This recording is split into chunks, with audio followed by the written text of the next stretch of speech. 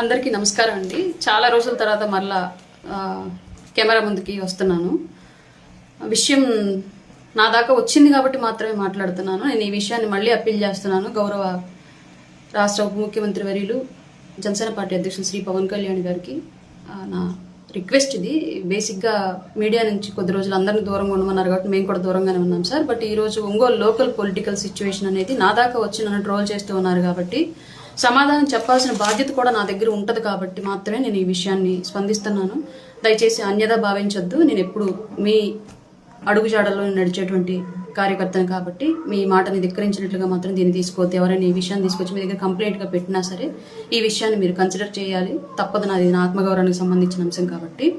అలాగే ఇప్పుడు అంశం ఏంటి అంటే, ఒంగోలులో బాలినేని శ్రీనివాసరెడ్డి గారికి దామచర్ల జనార్దన్ గారికి మధ్యలో జరుగుతున్నటువంటి ఈ పొలిటికల్ వార్ ఏదైతే ఉందో దానికి సంబంధించి రకరకాలుగా సోషల్ మీడియాలో కొందరు టీడీపీ మిత్రులు కొన్ని సలహాలు ఇస్తున్నారు జనసేన వాళ్ళకి, కొందరు జనసేన వాళ్ళు దాన్ని ఇలా డిఫెండ్ చేసుకుంటున్నారు. మధ్యలో పార్టీకి ఒక మీడియా అండ్ క్యాస్ట్కి ఒక మీడియా ఇట్లా ఉంటాయి కాబట్టి మీడియాకి సంబంధించిన మీడియా మిత్రులు కూడా ఎవరికి తెలిసినటువంటి విశ్లేషణ వాళ్ళు రాస్తూ ఉన్నారు. కానీ అసలు విషయం లోకల్గా ఉన్నటువంటి వ్యక్తిని నేను కాబట్టి నేను అటు కూటమి ఎమ్మెల్యేగా గెలిపించుకున్నటువంటి జనార్దన్ గారికి వ్యతిరేకం కాదు, ఇలా మా పార్టీలో సీనియర్ నాయకులుగా జాయిన్ అయినటువంటి బాలినేని శ్రీనివాసరెడ్డి గారికి వ్యతిరేకిని కాదు.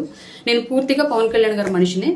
రేపొద్దున కూటమి నుంచి బయటకు వస్తే డెఫినెట్గా జనార్దన్ గారిని వ్యతిరేకిస్తాను, కూటమి నుంచి బయటకు వస్తే డెఫినెట్గా వాసు గారిని వ్యతిరేకిస్తాను. గతంలో కూడా ఇదే చేశాను. ఇందులో ఎలాంటి డౌట్ ఎవరికి అక్కర్లేదు. క్లియర్. పవన్ కళ్యాణ్ గారి కోసం మాత్రమే రాజకీయాలు చేస్తా, ఆయన చెప్పింది మాత్రమే చేస్తా. వేరే ఇంకెవరి ఫేవరిజం నేను చూపించను, ఇది ష్యూర్.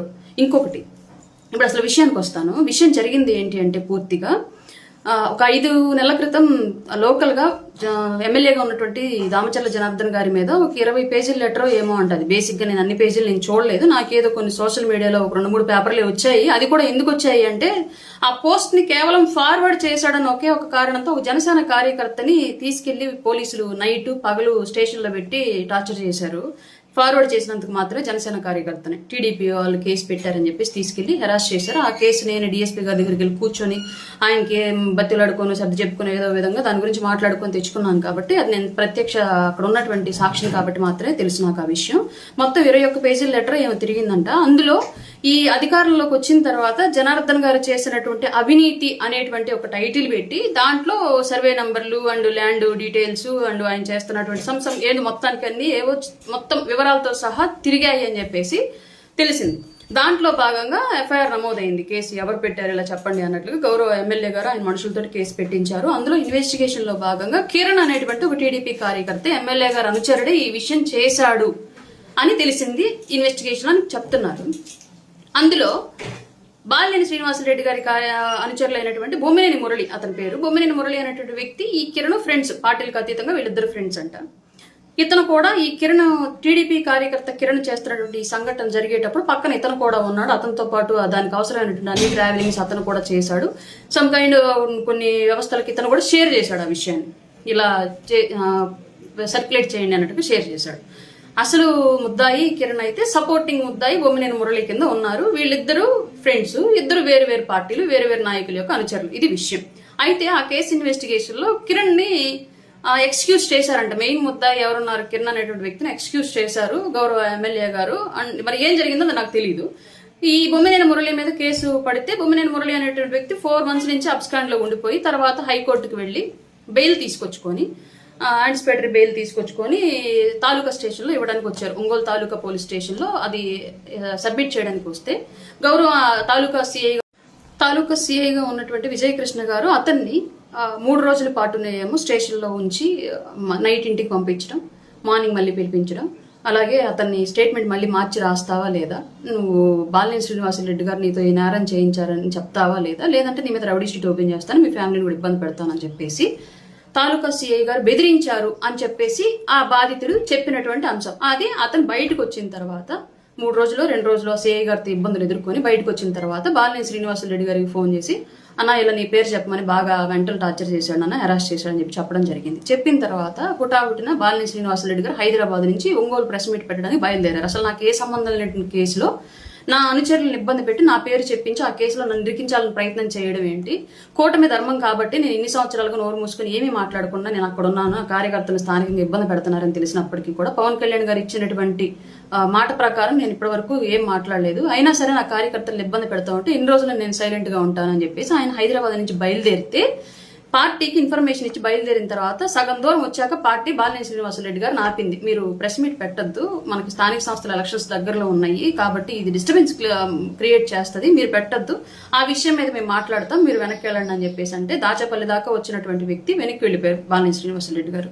తర్వాత ఏం జరిగిందనేది తెలియదు మనకి. బట్ ఆ సిఐ గారు అక్కడే ఉన్నారు, ఏం జరుగుతుందనేది మనకి ఇంకా అప్పుడు ఆయన ప్రెస్ మీట్ అన్నారు, వెళ్ళాము, ఎందుకు సార్ అంటే ఇది కారణం అని చెప్పారు. సరే అన్నాం. తర్వాత మధ్యలోనే ఫోన్ చేసి వెనక్కి వెళ్తున్నానమ్మా సార్ ఇలా చెప్పారు, పార్టీ ఆఫీస్ నుంచి ఇలా ఇన్ఫర్మేషన్ వచ్చింది, వెళ్తున్నానని చెప్పామన్నారు. ఓకే సరే సార్ అని చెప్పేసి వచ్చేసాం. ఇంకా తర్వాత మేము పట్టించుకోలేదు, ఆ విషయం గురించి మాట్లాడలేదు. బట్ నిన్న మళ్ళీ బాలినేని శ్రీనివాసరెడ్డి గారు రావడానికి కారణం ఏంటి అంటే బొమ్మినేని మురళిని ఎలా అయితే బెదిరించారో సిఐ గారు బెదిరించారని బొమ్మినేని మురళి చెప్తున్నారు కాబట్టి అట్లాగే ఒక క్రషర్ ఉంటుంది చేమకుర్తిలో, ఆయన పేరు నరసింహారెడ్డి ఏదో పేరు, బాలినేని శ్రీనివాసరెడ్డి గారి మనిషిది ఆ క్రషరు. వాళ్ళు ఏదో డస్ట్ వస్తుంది క్రషర్ లో నుంచి, ఆ డస్ట్ తోలుకుంటున్న క్రమంలో మైన్స్ మీద చెస్ కలెక్షన్ కు దేనికో ఏఎంఆర్కి ఇచ్చినట్టున్నారు. ఏఎంఆర్ వాళ్ళు ఆ ట్రక్ ఆపారు. ట్రక్ ఆపితే ఈ మైన్ ఆ క్రషర్ ఓనర్ కి అండ్ ఏఎంఆర్ వాళ్ళకి మధ్య ఒక గొడవ జరిగింది.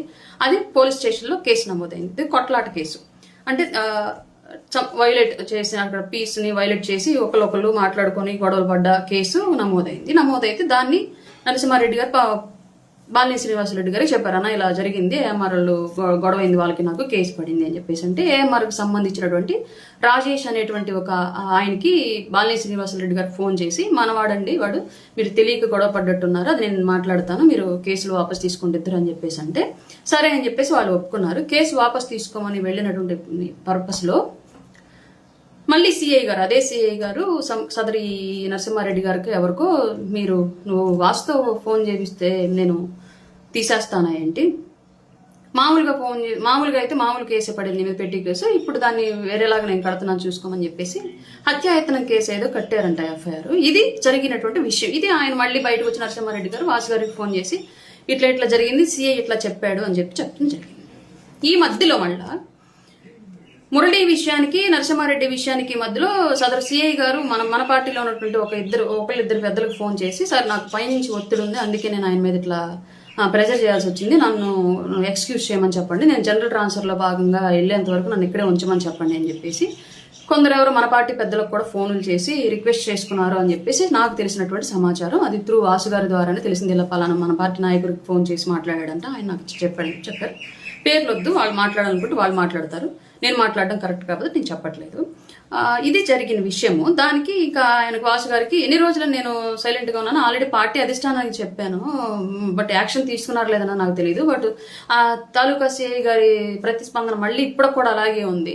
ఇంక ఇట్లా అయితే ఎక్కడన్నా హత్యానేరాలు జరిగిన అందులో వాసు ఉన్నాడని చెప్పండి అని చెప్తారు, బెదిరిస్తారు కావాలని, లేదంటే ఇంకేదైనా తెఫ్ట జరిగిన అందులో వాసు గారి దమ్మంటే తీసుకెళ్ళామని చెప్పమంటా ఉంటారు, లేదంటే వాసు గారి కార్యకర్తలు క్యాడర్ చేశారని చెప్పిస్తారు, దొంగలతో అయినా హంతకులతో ఎవరితో అయినా సరే. ఇంక డిపార్ట్మెంట్ వాళ్ళు ఇట్లా వన్ సైడ్ గా ఉంటాం, లేదంటే వాళ్లే క్రైమ్ ని ఇటు చెప్పండి అని చెప్పేసి క్రైమ్ ని మోడలేట్ చేయడం తప్పు కదా. ఈ విషయాన్ని నేను డెఫినెట్ గా మాట్లాడతానని చెప్పేసి వచ్చి ప్రెస్ మీట్ పెట్టిన క్రమంలో స్థానిక ఎమ్మెల్యే గారి వల్ల జరుగుతోంది అని చెప్పేసి ఆయన భావించారు కాబట్టి సదరు సిఐ గారు కూడా పైన ఉన్నటువంటి ఒత్తిడి వల్ల చేశానని చెప్పేసి పార్టీలో ఉన్నటువంటి కొందరు ఫోన్ చేసి మాట్లాడడం జరిగింది. కాబట్టి ఈ విషయం మీద బాలినేని శ్రీనివాసరెడ్డి గారు ప్రెస్ మీట్ పెట్టడం జరిగింది. ఆ తర్వాత ఈయన ప్రెస్ మీటు, మళ్ళా జనార్దన్ గారి ప్రెస్ మీటు, మళ్ళా వాసు గారి ప్రెస్ మీటు, ఆ తర్వాత కమిటీ మాట్లాడడం, ఇదంతా జరిగిన విషయం మీకు తెలిసిందే. ఇది వాస్తవం. ఇది నేను లైవ్ లో ఉన్నాను కాబట్టి ఇదే జరిగింది, ఇది వాస్తవం, ఇది నాకు తెలుసు. ఇది ఇంకోటి, సిఐ గారికి నాకు ఎలాంటి వైరం లేదు, ఎందుకంటే ఇప్పటికి కూడా ఆ తాలూకా ప్రెమిసెస్ లో ఏదైనా జనసేన కార్యకర్తకో ఇంకొకరికో నాకు తెలిసిన వాళ్ళకో ఇష్యూ వస్తే ఇమ్మీడియట్ గా నేను ఫోన్ చేస్తే రెస్పాండ్ అవుతారు. కన్సర్న్ సెక్టార్ ఎస్ఐకి ఫోన్ చేసి మరి అరుణ గారిది ఏదో ఇష్యూ ఉందంటే చూడండి వాళ్ళకి చేసి పెట్టండి అని చెప్పేసి చెప్తారు. నాకు చాలా చక్కగా రెస్పాండ్ అవుతారు, నాకు ప్రయారిటీ ఇస్తారు. సిఐ గారితో నా వ్యక్తిగతమైన కంప్లైంట్ అయితే ఏమీ లేదు, ఆయనకు సంబంధించి నేనేమి దీన్ని చేయట్లేదు నెగిటివ్ గా, కానీ జరిగిన విషయం చెప్పాలి కాబట్టి 100% చెప్తున్నాను.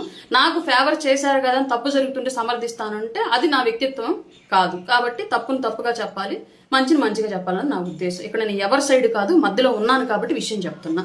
ఇంకో నెక్స్ట్ విషయము, బాలినేని శ్రీనివాసరెడ్డి గారు మాట్లాడిన మాటలకి కౌంటర్ ప్రెస్ మీట్గా గౌరవ జనార్దన్ గారు ప్రెస్ మీట్ పెట్టి కొన్ని మాటలు మాట్లాడారు. సరే, వాటన్నింటినీ నాకు సంబంధం లేదు, అది వాళ్ళిద్దరు ఎలా చూసుకుని నాకు సంబంధం లేదు. కానీ ఒక మాట అన్నారు, అది ఖచ్చితంగా కూటమికి దెబ్బేసేటువంటి విషయం, భవిష్యత్తులో మా గొంతులో వెలక్క అడ్డుపడి ఉంటే అంశం అది కూటమిని డిఫెండ్ చేసేటప్పుడు. ఏంటంటే అది స్టేషన్లో ఉన్న ఒంగోలులో ఉన్నటువంటి ఒంగోలు పరిధిలో ఉన్నటువంటి సిఐలు అందరినీ నేనే తెచ్చుకున్నాను, డిఎస్పీ గారు నేనే తెచ్చుకున్నాను, ఏం చేసుకుంటారో చేసుకోండి అని మాట్లాడడం.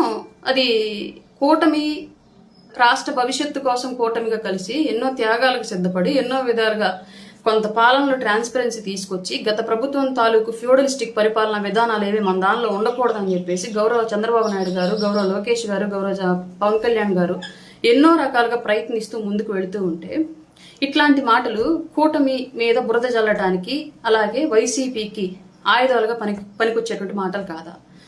ఒక ఎస్పీ సిఐ గారి యొక్క పనితీరులో విధానాల్లో పొరపాట్లు ఉన్నాయన్నటువంటి ఉద్దేశంతో విఆర్లోకి పంపిస్తే 3వ రోజు మళ్ళీ అదే సిఐని తీసుకొచ్చి అదే స్టేషన్లో కూర్చోబెట్టడం కాకుండా నేనే తెచ్చాను అని చెప్పేసి సాక్షాత్తు శాసనసభ్యులు గారే మీడియా ముఖంగా చెప్తూ ఉంటే ఇది భవిష్యత్తులో కూటమికి నెగిటివ్గా పరిణమించే పరిణామం అవునా కాదా? అలాగే జిల్లా హెడ్గా ఉన్నటువంటి ఎస్పీ తన వృత్తిలో భాగంగా తన కింద ఉన్నటువంటి సబార్డినేట్స్ని సరి చేసుకునే భాగంగా పక్కన పెడితే అసలు డిపార్ట్మెంట్కి ఏ సంబంధం లేని కేవలం ఒక నియోజకవర్గానికి మాత్రమే ఎమ్మెల్యే అయినటువంటి వ్యక్తి తీసుకొచ్చి పెడితే రేపొద్దున వాళ్ళకి వీడియో కాన్ఫరెన్సులు లేదంటే కాల్ కాన్ఫరెన్సులు లేదంటే క్రైమ్ రివ్యూలు ఇలాంటివన్నీ జరుగుతూ ఉంటాయి.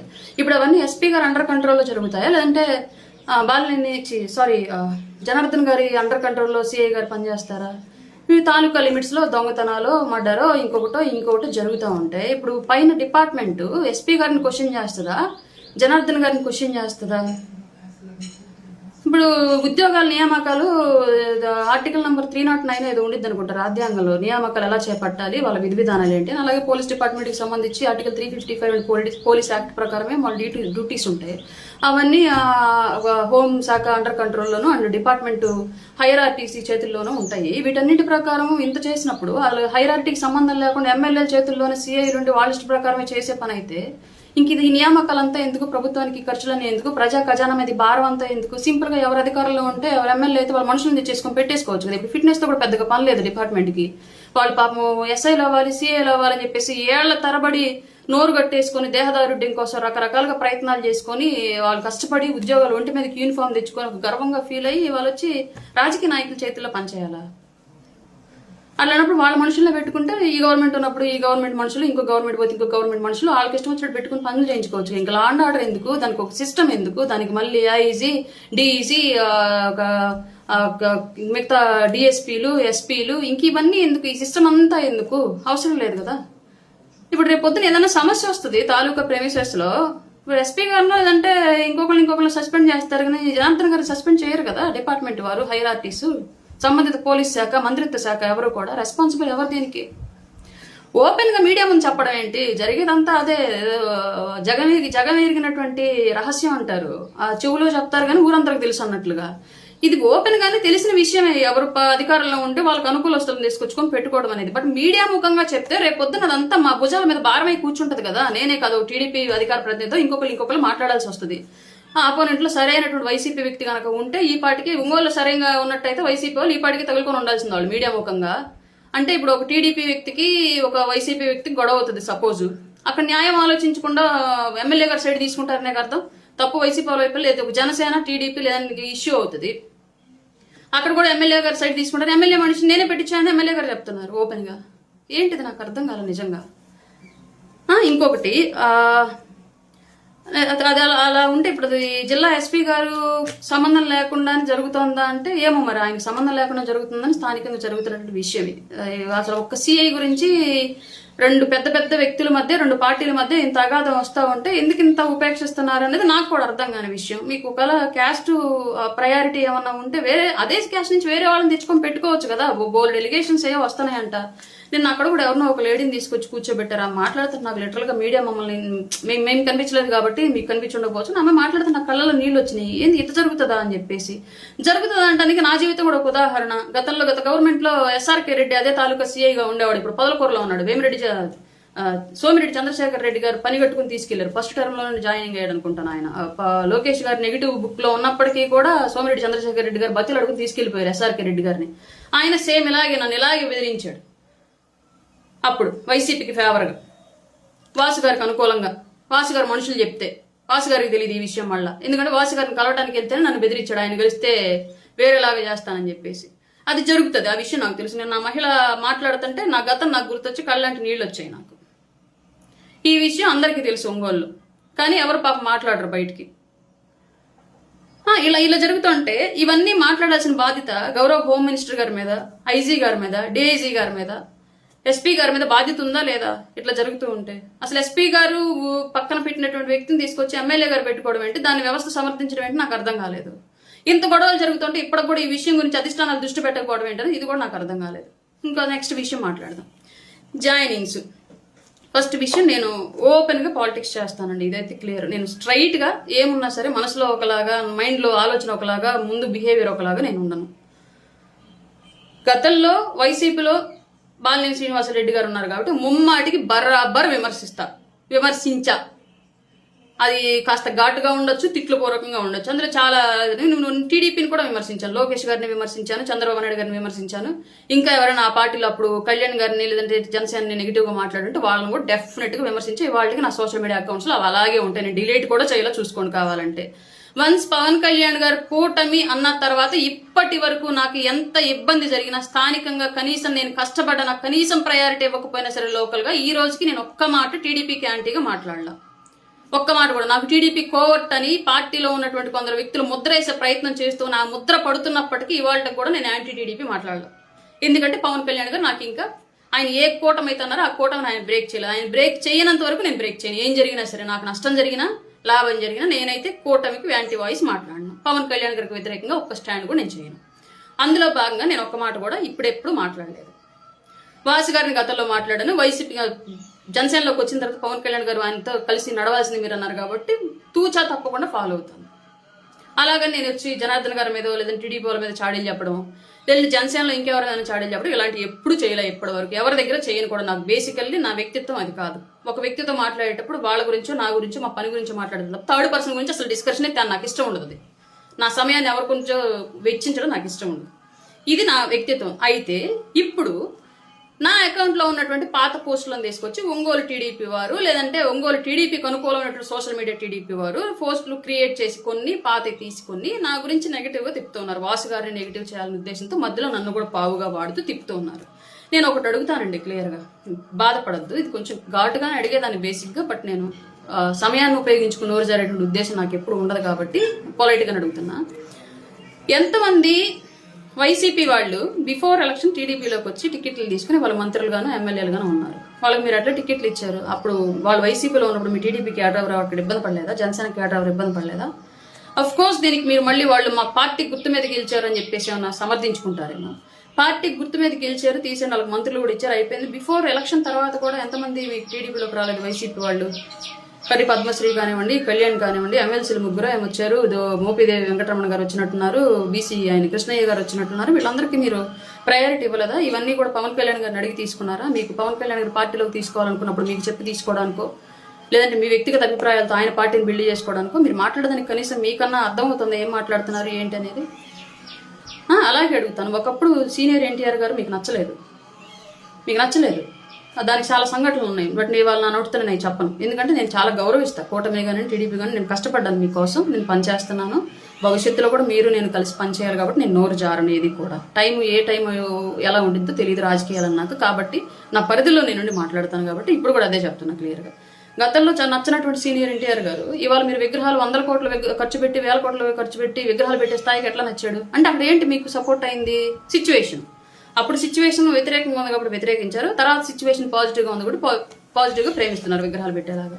మరి ఇదే విషయం బాలినేని శ్రీనివాసరెడ్డి గారిలోనో లేదంటే జనసేనకో లేదంటే పవన్ కళ్యాణ్ గారికో లేదంటే మాకు వర్తించదా?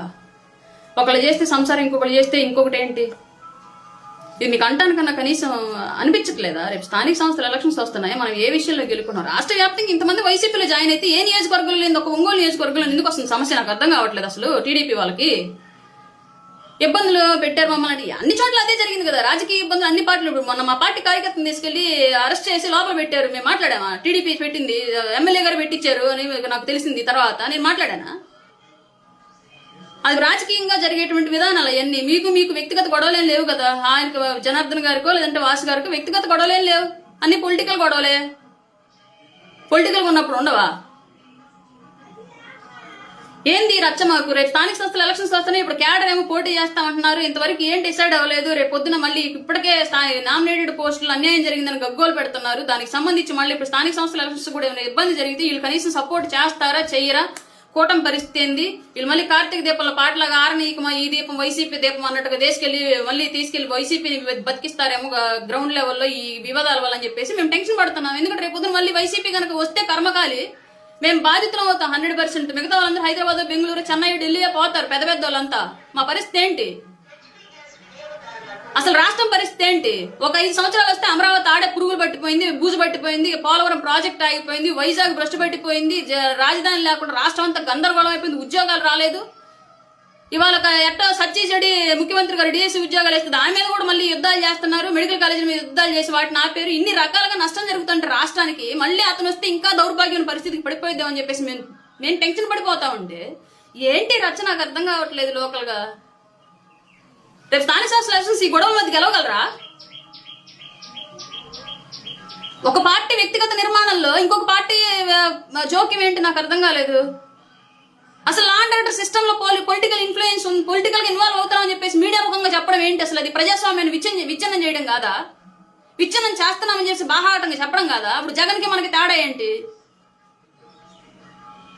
మధ్యలో మళ్ళీ మమ్మల్ని బలిపశం చేయాలని చూస్తారా? అప్పుడు ఇట్లా మాట్లాడింది బాలినేని శ్రీనివాసరెడ్డి, ఇప్పుడు ఇట్లా మాట్లాడు. ఇదే క్వశ్చన్ మీరు ఒకసారి ఎన్టీఆర్ గారి విషయంలో అప్లై చేసుకోండి. మొత్తం నన్ను అన్న వాళ్ళందరూ అప్లై చేసుకుని నాకు ఆన్సర్ చేయండి. పార్టీలోకి ఎవరిని తీసుకోవాలి, వాళ్ళతో ఎలా పని? ఇప్పుడు 2 సంవత్సరాలు ఒక్క మాట అయినా బాలినేని శ్రీనివాసరెడ్డి గారితో మాట్లాడడానికి అవకాశం ఇచ్చారా పవన్ కళ్యాణ్ గారు? అసలు గొడవ ఆయన వల్ల జరిగిందా? ఆయన ఏమైనా ఇక్కడ ఏమైనా వచ్చి డిస్టర్బెన్స్ క్రియేట్ చేశాడా? ఒక్క మాట ఆయన డిస్టర్బెన్స్ క్రియేట్ చేశాడా?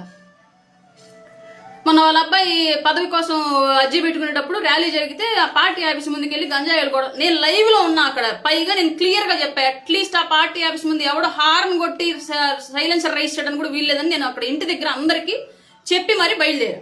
ఎవ్వరు చేయలా. మీకు ఇంటెలిజెన్స్ దగ్గర వీడియోలు ఉంటాయిగా, ఇంటెలిజెన్స్ డిపార్ట్మెంట్ దగ్గర తీసి బయట పెట్టండి. నిజంగానే టీడీపీ ఆఫీస్ దగ్గర ఎవరైనా జనసేన వాళ్ళు కానివ్వండి, వాసుగారి వర్గం కానివ్వండి, ఎవరైనా గొడవ చేశారని చెప్పేసి మీ దగ్గర రిపోర్ట్ ఉంటే తీయండి బయటికి, వీడియో ఉంటే బయట పెట్టండి చూద్దాం. ఏంటి మాటలు? పార్టీలో కలిసినాము, ఎంత సమయం ఎంత వెళ్ళాలి?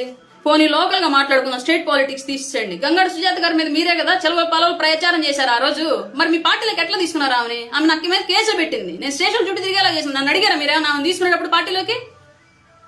11 మందినో 12 మందినో కార్పొరేటర్లను తీసుకున్నారు వైసీపీ నుంచి. వాళ్ళందరూ మీద మీరే ఎలిగేషన్స్ చేశారు, రకరకాల ఎలిగేషన్స్ చేశారు ఆ రోజు. ఎవరికి వాళ్లే రచ్చ ప్రెస్ మీట్లు పెట్టి మరి వాళ్ళందరినీ తీసుకున్నారు కదంటే. మీ పార్టీలోకి వస్తే పునీతులు అయిపోతారని, జనసేనలోకి వస్తే పాపిస్టులు అయిపోతారా ఏంటి?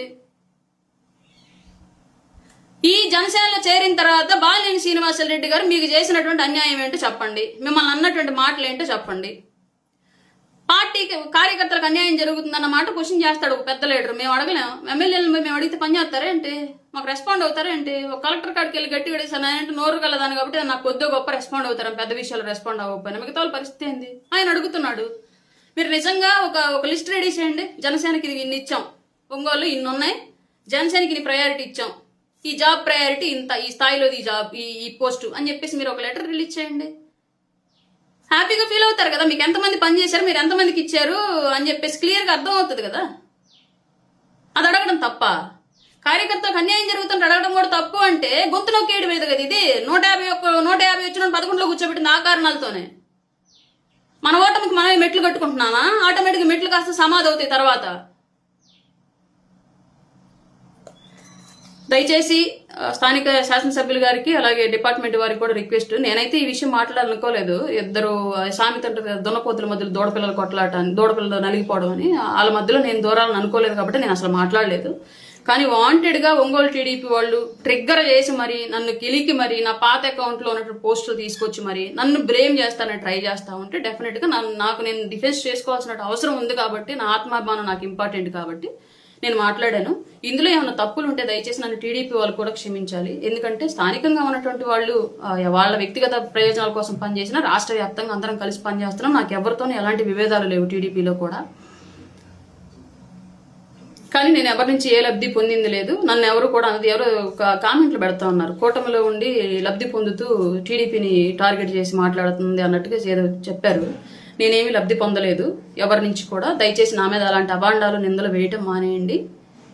నేను ఇప్పటికీ సింగిల్ ఎన్పీ కూడా ఆశించకుండా, అసలు అడగలేదు. మెయిన్ ఆశించడం అట్లా పెట్టి అడిగితే ఇవ్వలేదు అనేది అది వేరే. నేను అడగలేదు ఎవరిని కూడా. నేను కేవలం పవన్ కళ్యాణ్ గారి కోసమే పనిచేస్తున్నాను. నాకంటూ ఒక రాజకీయ గోల్ ఉంది, దానికోసం మాత్రమే నేను నడుస్తూ ఉన్నాను. అంతే తప్ప ఎవరో ఏదో ఇస్తారనో ఇంకెవరో ఏదో చేస్తారనో మాటలు మార్చడాలు, వ్యక్తిత్వాలు మార్చడాలు ఇవన్నీ నా వల్ల అవ్వవు. నాకు అంత పెద్ద రాజకీయం ఇంకా అవ్వలేదు. నేను ఫేర్ పాలిటిక్స్లో ఉన్నాను ప్రజెంట్. దిగువ స్థాయి నుంచి వచ్చాను కాబట్టి ఆ దిగువ స్థాయి పీపుల్ కోసమే నా ఆలోచనలు ఉంటాయి, వాళ్ళ కోసం నిలబడే వాళ్ళ కోసమే నా ఆలోచనలు ఉంటాయి. దయచేసి ఈ విషయం గమనించి టీడీపీ మిత్రులు కూడా నన్ను క్షమించాలి. అలాగే పాస్ గారి విషయంలో మీరు మాట్లాడేటువంటి మాటలన్నీ కూడా మీ విజ్ఞతకే వదిలేస్తున్నాను. అలాగే రాజకీయంలో ఏ పార్టీలు ఎప్పుడు ఎవరు ఉంటారు, ఎవరి ఎజెండా ఏంటి, ఎవరు ఎలా మారుతారు, ఇవన్నీ కూడా చాలా ఇప్పుడు ఈ గవర్నమెంట్లోనే మనం చాలా చూస్తున్నాము. కూటమికి ముందు ఎలా ఉండేవాళ్ళం, కూటమికి తర్వాత ఎలా జరిగిందని చెప్పేసి ఇవన్నీ మీకు తెలియని కాదు. బట్ మీ ఇష్టం వచ్చినట్లుగా ఎవరినో బ్లేమ్ చేసి ఇంకెవరినో వాడుకొని పావులుగా ఇబ్బంది పెడదామని చెప్పేసేటువంటి ప్రయత్నాలు అయితే మానేయండి. ప్రత్యేకించి పోలీసులతో బానిసత్వం చేయించడం మానేసేయండి, పోలీసులతో క్రైమ్ చేయించడం మానేసేయండి. ఎందుకంటే పివి సునీల్ కుమార్, సిద్ధార్థ కౌశల్ ఇట్లాంటి వాళ్ళ సునీల్ కుమార్ ఠానా ఇంకెవరెవరో ఉన్నారు కదా, సిద్ధార్థ కౌశల్ కాదు, సారీ ఆయనకేం లేదనుకుంటాను. జత్వాని కేసులో ఏం జరిగిందో వాళ్ళంతా ఎంత తిప్పలు పడుతున్నారో తెలిసిన విషయం. బట్ వాళ్ళ ఉద్యోగాలు ఇంపార్టెంట్. రాజకీయ నాయకుల చేతుల్లో పావులుగా మారిపోయారు కాబట్టి అంత పెద్దోళ్ళు కూడా వాళ్ళ చట్టపరమైన సమస్యలు ఎదుర్కొంటున్నారు. అదే పరిస్థితి కూటమిలో జరగకుండా ఉండటం మంచిది. అలాగే డిపార్ట్మెంట్ వారు కూడా మీకున్నటువంటి రైట్స్ని మీరు వినియోగించుకోండి. అంతే తప్ప మరీ వన్ సైడెడ్గా వెళ్ళి ఇలాంటివి చేయడం తప్పు. దాన్ని ఖచ్చితంగా ఖండించాలి, మీరు కూడా మార్చుకోవాలి. ఎందుకంటే 5 ఏళ్ళకి ఒకసారి ఎలక్షన్ ప్రజల చేతుల్లోకి వెళ్తుంది. జడ్జిమెంట్ అనేది ఎవరికి పాజిటివ్ ఇస్తారో ఎవరికి నెగిటివ్ ఇస్తారో తెలియదు. జగన్ అనుకున్నాడా ఏంటి 150 నుంచి ఓడిపోతాను డిపాజిట్లు కూడా లేకుండా అని చెప్పేసి? అనుకోలేదు కదా. కూటమికైనా అంతే. మనం చేసే ప్రతి పని ప్రజలు గమనిస్తున్నారన్న విషయం మర్చిపోవద్దు. ఇదివరకు ఇట్లాగా only electronic media and print media కాదు, ఇవాళ సోషల్ మీడియా వచ్చింది, క్షణాల్లో తెలిసిపోతుంది. ఈ విషయం మీరు గమనించుకోవాలి. తప్పుగా మాట్లాడుంటే క్షమించండి. ఏదైనా చట్ట వ్యతిరేకమైనటువంటి పదాలు వాడి ఉన్నా సరే నాకు తెలియక వాడినట్టుగా నేను భావించి క్షమించండి దయచేసి. నమస్కారం.